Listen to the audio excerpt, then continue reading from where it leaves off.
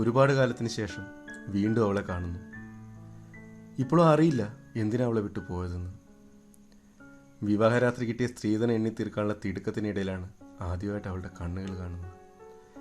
കരഞ്ഞ് കലങ്ങിയ കണ്ണുകൾ ഒരു ചകോരത്തിനെ അനുസ്മരിപ്പിച്ചു.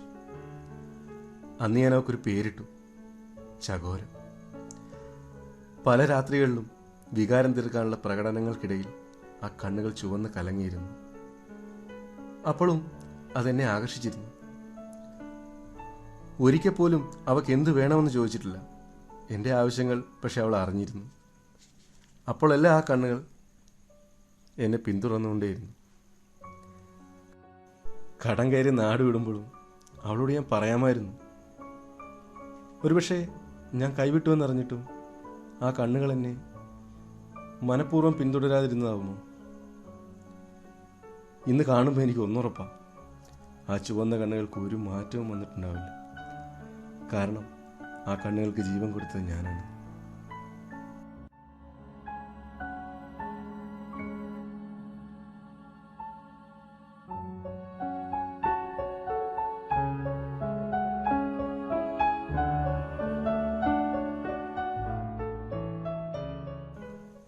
ഇതിലേതോ മൺകൂണിക്കിടയിൽ ആ ചുവപ്പ് കണ്ണുകൾ എന്നെ നോക്കുന്നുണ്ടാവും.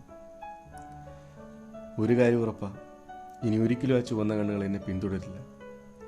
കാരണം ഞാൻ പോലും അറിയാതെ ആ ചകോര നേത്രങ്ങൾ ഞാൻ കടം കൊണ്ടു. മരണം വരെ ആ കണ്ണുകൾ എന്നോട് ജീവിക്കും, അവൾക്ക് വേണ്ടി. ഏതൊരു പെണ്ണും സുഖത്തിന് വേണ്ടി ഒരു പുരുഷനെ തേടി വരില്ല. അവൾക്കാവശ്യം സംരക്ഷണമാണ്.